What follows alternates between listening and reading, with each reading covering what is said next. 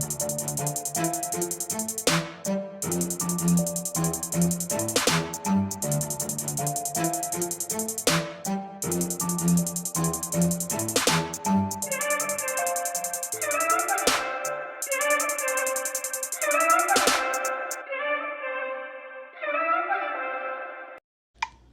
yeah, baby.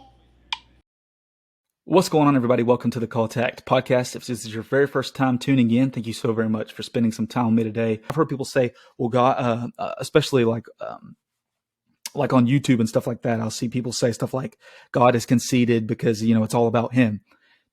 Just think about what I said there, like that partnership. The creator of the world wants to have a relationship with you. It's not like a braggadocious thing. It's literally a relationship. It's a relational thing. He's saying, I want you to understand that you can't do this alone. So I'm going to help you. We're going to do this together. It's like me with my kids. If they're struggling to open a Capri Sun and then I come over and I help them, it's not because I'm trying to be like, oh, look at you. You can't even open this. No, I'm going to help you so you can accomplish this goal that you're trying to do. And ultimately, we're trying to point people to God. So God's saying, you know what? You can't do it alone. I'm going to help you. I'm going to open doors for you. I'm going to give you more responsibility. But in order for you to handle more responsibility, you have to get to a place where the stresses that is going on in your life right now, they seem like nothing. The more that you can handle is the more you're going to level up. And the pastor that I heard talking about this the other day, he said it so much more eloquently than I could. But you want it to get to that place where you're trusting in God, and through God, through you guys working together, you and God in that relational aspect, he starts to give you more. So I want to read a couple of stats here. We're going to talk a little bit about depression, talk a little bit about stress.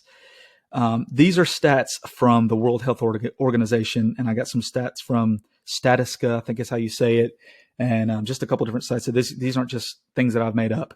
Okay, so 3.8% of the population are affected by depression.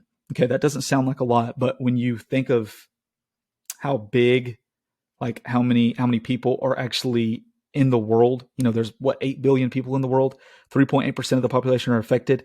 That comes down to 280 million people suffer from depression. 280 million people. It's insane. Over 700,000 people die from suicide every year. Suicide is the fourth leading cause of death in 15 to 19-year-olds. 75% of people receive no treatment for having depression. Depression can cause low energy, loss of appetite, numbers of other things. It can make you feel numb. It can make you feel empty. In 2018, 1.9 million children ages from 3 to 17 were diagnosed with depression. That was a staggering number to me because I have, a 3-year-old, but you listen to those numbers, all these people that are struggling with depression. And like I said at the beginning, I want to apologize for that. Anybody that is struggling with depression right now, what I used to think was not right. That if you are somebody that struggles with depression, you're weak. You're not weak. This world is designed in a way to pull you away from the creator.